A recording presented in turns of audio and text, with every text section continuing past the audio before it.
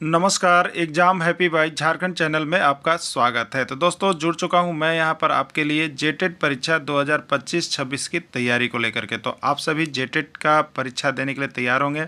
जेटेट परीक्षा बहुत जल्द होने वाली है, तो आप सभी यहां पे क्लासेज के लिए अवश्य जुड़ेंगे। आपको बताते चले, जेटेट में तैयारी को लेकर के बहुत तरह से आपके मन में कौतूहल बना हुआ होगा कि किससे तैयारी करें, कहाँ से तैयारी करें। तो आपको बताते चले, जेटेट परीक्षा में यदि आपको परचम लहराना है तो आप झारखंड राज्य के अनुमोदित पाठ्यक्रम JCERT किताब को पढ़ना कभी भी नहीं भूलेंगे। बाहर का प्रैक्टिस सेट लेकर के यदि आप पढ़ रहे हैं तो वो आपके साथ धोखा हो रहा है, ठीक है। तो आप JCERT जैक का किताब ले लीजिए, जो कि आपको झारखंड राज्य के सरकारी विद्यालयों में मिलते हैं। अगर आपको नहीं मिल पाता है तो हम देखिए यहाँ पे झारखंड राज्य के सरकारी विद्यालय से आपको हूबहू हैंड रिटेन नोट्स डेली बना करके, जो आपका न्यू सिलेबस आया है उसके आधार पर यहाँ पर सभी सब्जेक्ट का, चाहे आप 1 से 5 के शिक्षक हो, चाहे 6 से 8 का शिक्षक हो, सभी की तैयारी करवाते हैं।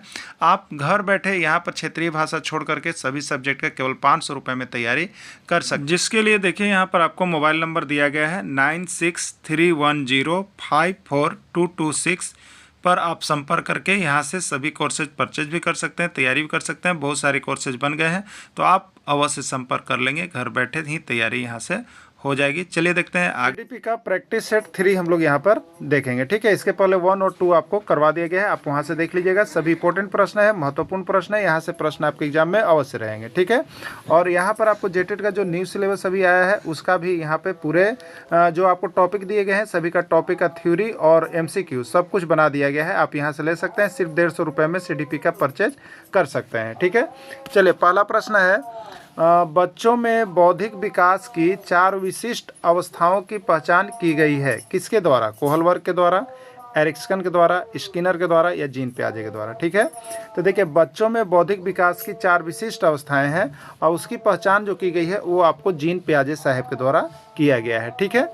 और ये जो 4 विशिष्ट अवस्थाएं हैं उसका पूरा डिटेल्स जो है आपको यहाँ पर PDF बना हुआ है, उसमें ले लीजिएगा, देख लीजिएगा। और अभी इसको हम लोग देख लेते हैं। 4 विशिष्ट अवस्थाएं जो है उसमें देखिए पहला एक अवस्था जो होता है आपको, वो है आपको संवेदी गामक अवस्था, ठीक है। संवेदी गामक अवस्था है संवेदी पेशी अवस्था, ठीक है। ये अवस्था जो होता है आपको 0 से 2 वर्ष तक का होता है, इसको हम लोग संवेदी गामिक अवस्था के नाम से जानते हैं। तो प्रश्न देखिए इस तरह से भी पूछता है कि बच्चों में बौद्धिक विकास की जो पहली अवस्था है संवेदी गामक अवस्था, उसका उम्र कितना होता है? तो 0 से 2 वर्ष याद रख लीजिएगा, ठीक है। दूसरा है आपका देखिए पूर्व संक्रियात्मक अवस्था। क्या होता है पूर्व संक्रियात्मक अवस्था? ये आपका होता है 2 से 7 वर्ष, ठीक है। उसके बाद मूर्त संक्रियात्मक अवस्था है और अमूर्त संक्रियात्मक अवस्था है। यही 4 अवस्था जो है बच्चों के बौद्धिक विकास की 4 विशिष्ट अवस्थाओं की पहचान की गई है। और यह पहचान किसके द्वारा की गई है? तो आपको जीन पियाजे के द्वारा किया गया है। याद रखिएगा, बौद्धिक विकास की 4 अवस्थाओं की पहचान जीन पियाजे के द्वारा दिया गया है। प्रश्न बहुत महत्वपूर्ण है और ये जीन पियाजे के 4 अवस्थाओं के बारे में आप सभी को स्पेशल नोट्स बना हुआ है, आप वहाँ से देख लीजिएगा, पढ़ लीजिएगा, ठीक है। सारा PDF आपको जो जुड़े हैं उनको भेज दिया गया है, जो नहीं जुड़े हैं नया सिरे से जुड़ के यहाँ पे ले सकते हैं, ठीक है। विकास कभी न समाप्त होने वाली प्रक्रिया है, यह विचार किससे संबंधित है? विकास कभी न समाप्त होने वाली प्रक्रिया है, यह विचार किससे संबंधित है? अंतः संबंध का सिद्धांत है, निरंतरता का सिद्धांत है, एकीकरण का सिद्धांत है या अंतःक्रिया का सिद्धांत है, ठीक है। देखिए ये तो आप जान जाइए कि विकास कभी भी समाप्त नहीं होता है, किसी भी उम्र में किसी भी समय में विकास आप कर सकते हैं। यानी यह क्या होता है बताइए? तो विकास कभी नहीं समाप्त होना, देखिए यही इसका आंसर छिपा हुआ है। विकास कभी नहीं समाप्त होने वाली प्रक्रिया, मतलब कभी समाप्त कौन नहीं होगा, यानी वो निरंतर चल रहा है, ठीक है। विकास कभी न समाप्त होने वाला, कभी समाप्त नहीं वाला को क्या कहते हैं हम लोग? निरंतर चलने वाला, ठीक है। तो ये निरंतरता का सिद्धांत है। ये कौन सा सिद्धांत है? निरंतरता का सिद्धांत है। विकास कभी न समाप्त होने वाली प्रक्रिया है, निरंतरता का सिद्धांत है। क्लियर? चलिए नेक्स्ट आपका है यहाँ पे अगला प्रश्न, 2 से 5 वर्ष की अवस्था क्या कहलाती है? बताइए 2 से 5 वर्ष की अवस्था क्या कहलाती है? शैशवावस्था, बाल्यावस्था, किशोरावस्था या उत्तर बाल्यावस्था, ठीक है। तो यहाँ पर देखिए अवस्था का अभी जो आपको डेली प्रैक्टिस सेट करवाया जा रहा है उसमें हर बार एक एक प्रश्न सभी चैप्टर से टॉपिक से इसमें लगाया हुआ है, जिससे कि आपको किसी तरह का कन्फ्यूजन न रहे। अब देखिए आपको यहाँ पर अवस्था वाला प्रश्न कल भी था, नेक्स्ट PDF में भी था, ठीक है। तो अब 2 से 5 वर्ष की अवस्था, तो आपको यहाँ पर अवस्था में बताया गया है कि पहली अवस्था जो है वो कौन सा होता है, आपको बताया गया है शैशवावस्था, ठीक है। फिर क्या होता है आपको बताइए? बाल्यावस्था। फिर क्या होता है बताइए? किशोरावस्था। और अगला है वृद्धावस्था, ठीक है। शैशवावस्था का जो उम्र बताया गया है वो 0 से लेकर के 6 बताया गया है। तो ये 0 से 6 या 1 से 6 के बीच में जो भी आएगा वो शैशवावस्था में जाएगा। फिर बाल्यावस्था कब से बताया गया है? तो 6 से 12, और किशोरावस्था बताया गया 12 से 18, और वृद्धावस्था 18 से ऊपर बताया गया है आप सभी को। तो अब देखिए शैशवावस्था 0 से 6 जब आ रहा है तो यहाँ पर आपको पूछा क्या है बताइए? 2 से 5 वर्ष। तो ये किस कॉलम में आएगा? 0 से 6 जो है ये 2 से 5 इसी में आ रहा है कि किसी और में जा रहा था? इसी में आ रहा। तो देखिए प्रश्न को घुमा फिरा के आपसे पूछा जा सकता है। आप 0 से 6 नहीं याद रखिएगा, 1 से 6 नहीं याद रखिएगा, 1 से 5 भी दे सकता है, 2 से 5 भी दे सकता है, लेकिन ये 0 से बड़ा रहेगा और 6 से छोटा रहेगा, इसके अंदर रहेगा। तो आप उसको शैशवावस्था में लेके चले जाइएगा। क्लियर हो गया है ना? चलिए नेक्स्ट देखिएगा। गर्भ में सर्वप्रथम निर्माण होता है, गर्भ में सर्वप्रथम निर्माण होता है पैर का, सिर का, धड़ का या सभी का। ठीक है, तो देखिए गर्भ में सर्वप्रथम निर्माण जो यहाँ पर परामर्शदाताओं वैज्ञानिकों के अनुसार जो बताया गया है, सबसे पहले जो होता है सिर का निर्माण होता है। यानी जो हमारा निर्माण होता है वो सिर से पैर की ओर होता है। ठीक है, सिर से पैर की ओर। तो पहले सिर होता है ना, पहले क्या होता है? सिर होता है, उसके बाद आपको आगे निर्माण होता है। तो देखिए यहाँ पे लिखा हुआ है पहले सिर का निर्माण होता है, उसके बाद रीढ़ की हड्डी के साथ धड़ और पैर का निर्माण होता है। ठीक है, तो गर्भ में सबसे पहले सिर का निर्माण होता है। नेक्स्ट है, एक बच्चा एम को डब्ल्यू पढ़ रहा है, यह किस विकार से प्रभावित है? आपसे देखिए यही प्रश्न बार बार पूछता है। एक बच्चा एम को डब्ल्यू पढ़ रहा है या एक बच्चा बी को डी पढ़ रहा है। ठीक है, ये प्रश्न पढ़ने वाला है। ठीक है, कल भी हमने इस सेशन को दिखाया था। ये प्रश्न पढ़ने वाला है। तो पढ़ने वाला के लिए क्या पढ़ना है? आपको लक्ष्य पढ़ना है। लक्ष्य को बच्चा क्या पढ़ रहा था बताइए? लक्ष्य। तो ये लक्ष्य वाले जितने चीज़ें पढ़ने वाले जितने चीज़ें आएगी उसको लक्ष्य में लेके जाइएगा। और लक्ष्य से जो रोग होगा वो लैक्सिया होगा। लक्ष्य से क्या पढ़ना है? लैक्सिया पढ़ना है। तो लैक्सिया के आगे एलेक्सिया लगा हुआ मिले, डिसलेक्सिया लगा हुआ मिले, ये सब पठन विकार से है। ठीक है, किससे? पठन विकार से संबंधित है। तो ये पठन विकार है। एम को बच्चा डब्ल्यू पढ़ रहा है, पढ़ना मतलब पठन विकार, और पढ़ने वाला जो समस्या है वो लैक्सिया यानी लक्ष्य साबुन से जुड़ा हुआ रहता है। तो कभी भी दिमाग में आए कि ये पढ़ने में प्रॉब्लम कर रहा है तो लक्ष्य साबुन से याद रखिएगा, डिसलेक्सिया चला जाएगा। ठीक है, चलिए अगला प्रश्न है आपके लिए यहाँ पे। एक बच्चा 2 + 2 = 5 कह रहा है। जब आप पढ़ा रहे हैं तो एक बच्चा क्या कह रहा है?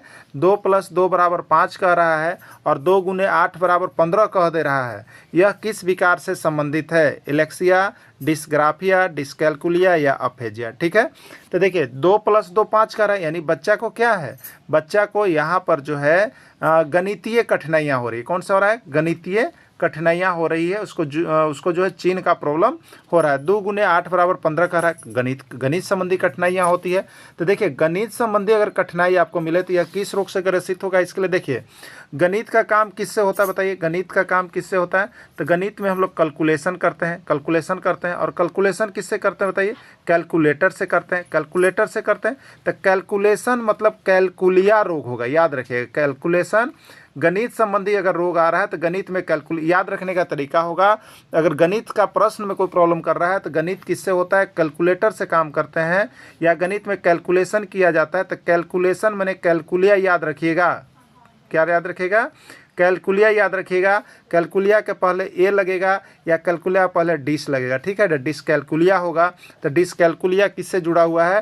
तो डिसकैल्कुलिया आपका जो है गणितीय विकार से जुड़ा हुआ है, कैलकुलेशन से जुड़ा हुआ है कैलकुलिया। ठीक है, अगला प्रश्न है, एक बच्चा गणित से संबंधित प्रश्नों में त्रुटि कर रहा है, यह किस विकार से संबंधित है? गणित में क्या होता है बताइए? कैलकुलेशन, और कैलकुलेशन से कैलकुलिया याद रख लीजिएगा आप सभी को। ठीक है, कैलकुलिया याद रख लीजिएगा।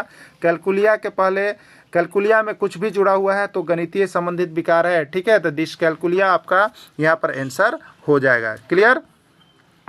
अगला प्रश्न है, 10 वर्ष के बच्चा का मानसिक आयु 7 वर्ष का है, उसकी बुद्धि लब्धि कितनी है? 10 वर्ष के बच्चा का मानसिक आयु 7 वर्ष का है, उसकी बुद्धि लब्धि कितनी है? 60, 70, 80, 90। ठीक है, देखिए मानसिक आयु और बुद्धि लब्धि, एक प्रश्न यहाँ से भी छपेगा। हर उसी प्रश्न को हम आपको एक्सरसाइज करवा रहे हैं जो आपके एग्जाम की दृष्टि से महत्वपूर्ण है। ठीक है, तो 10 वर्ष के बच्चा का मानसिक आयु 7 वर्ष का है, उसकी बुद्धि लब्धि कितनी है? ठीक है, तो बुद्धि लब्धि का सूत्र आपको याद रख लेना होगा।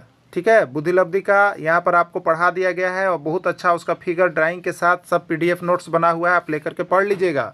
बुद्धि लब्धि बराबर देखिए होता है मानसिक आयु, क्या होता है? मानसिक आयु बट्टा होता है वास्तविक आयु, क्या होता है वास्तविक आयु, और इंटू में होता है 100।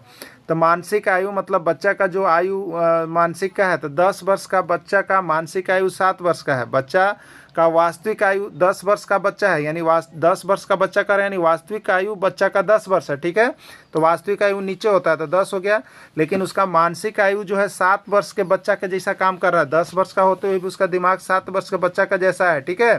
तो 7/10 गुने 7/10 और गुने 100 हो गया, तो 10 से 100 का, और 10 वर्ष 7 दहियम 70, 7 दहियम 70, ठीक है। उसकी बुद्धि लब्धि 70 है, ठीक है, उसकी बुद्धि लब्धि 70 है। बाकी देखिए यहाँ पर बना हुआ है वास्तविक आयु बच्चा कै साल का है, तो 10 साल का बच्चा है, इसलिए इसका वास्तविक आयु है 10 साल, लेकिन उसका दिमाग कैसा काम कर रहा है, मानसिक आयु मतलब उसके दिमाग की आयु, मानसिक आयु 7 वर्ष। कभी कभी देखिएगा कि 10 वर्ष का बच्चा है लेकिन उसका मानसिक आयु 14 वर्ष के जैसा है, मतलब कि वह 14 वर्ष के बच्चा के जैसा काम कर पा रहा है। इसलिए IQ इंटेलिजेंट कोसेंट या मानसिक या बुद्धि लब्धि बराबर होता है मानसिक आयु बट्टे वास्तविक आयु इंटू 100। मानसिक आयु 7 है, वास्तविक आयु 10 है, इंटू 100 किए, कट गया है 70, यानी वो बच्चा मूर्ख है, ठीक है। कैसा बच्चा है, मूर्ख बच्चा है, क्लियर। चलिए नेक्स्ट प्रश्न है, 10 वर्ष के बच्चा का मानसिक आयु 10 वर्ष के ही जैसा है, वह किस प्रकार का बच्चा है आपको बताना है। प्रतिभाशाली है, प्रतिभाशाली का 140 होता है, सामान्य का 100 होता है, प्रखर का 120 होता है, तीव्र का 120 से ऊपर होता है, वह किस प्रकार का बच्चा है, ठीक है। तो इसका जब आप बुद्धि लब्धि निकालेंगे तब आपको पता चलेगा। तो 10 वर्ष का बच्चा है, बच्चा 10 वर्ष का है, यानी वास्तविक आयु 10 वर्ष है और मानसिक आयु 10 वर्ष, और 10 वर्ष के जैसा वो काम भी कर रहा है, तो उसकी बुद्धि लब्धि किस प्रकार का, 10 दहियम 100 हो गया और 10 दहियम 100 हो गया ना। यानी उस बच्चे का बुद्धि लब्धि 100 है, और 100 जिसका बुद्धि लब्धि है वह बच्चा क्या है, सामान्य बच्चा है, सभी इसके साथ मिलकर रहने वाला है, सामान्य स्तर का बच्चा है, वह तेज स्तर का बच्चा नहीं है, ठीक है। चलिए अगला प्रश्न है, गिरोह या गैंग वाली अवस्था कहा जाता है बाल्यावस्था को, शैशवावस्था को, किशोरावस्था को, या किसको, ठीक है। तो देखिए गिरोह वाली अवस्था, टोली वाली अवस्था, गंदा वाला अवस्था, ये सब बाल्यावस्था का है, ठीक है। बाल्यावस्था का लक्षण है बच्चा को आप अच्छा ड्रेस पहना के भेजते हैं, उधर से बच्चा भुसेड़ होके आता है, ये गंदी अवस्था है, ठीक है। बच्चा क्या करता है, अभी टोली बना के बहुत सारे उसमें ये फर्क नहीं होता है कि हम किसके साथ करें, तो किसी की भी टोली बन जाती है और वो सब खेलते रहते हैं। तो गिरोह या गैंग वाली अवस्था जो है आपका वो बाल्यावस्था होता है, ठीक है। चलिए नेक्स्ट प्रश्न है, नैतिकता का अभाव किस अवस्था में होता है, बच्चों में नैतिकता का अभाव किस अवस्था में होता है, शैशवावस्था, बाल्यावस्था, किशोरावस्था या प्रौढ़ावस्था, ठीक है। तो नैतिकता का अभाव किस अवस्था बताइए, शैशवावस्था। शैशवावस्था में बच्चा क्या होता है, ये पूर्ण रूप से दूसरों पर आश्रित होता है। शैशवावस्था में बच्चा पूर्ण रूप से दूसरों पर आश्रित होता है, खाना के लिए, पीना के लिए, दौड़ने के लिए, चलने के लिए, कपड़ा पहनने के लिए, ठीक है। अब बताइए जो बच्चा दूसरों पर आश्रित है उसमें क्या कैरेक्टर की हम बात करेंगे कि वह किसी के प्रति क्या सोच पाएगा। तो इसमें इस समय जिस समय बच्चा शैशवावस्था में है उस समय बच्चा में क्या होता है, तो नैतिकता होता ही नहीं, वो जानता ही नहीं है कि कौन अच्छा है कौन बुरा है कौन क्या है। तो इसमें नैतिकता का अभाव पाया जाता है, नैतिकता का अभाव पाया जाता है किसमें, शैशवावस्था में नैतिकता का पूर्ण रूप से अभाव होता है बच्चा में, याद रख लीजिएगा, ठीक है।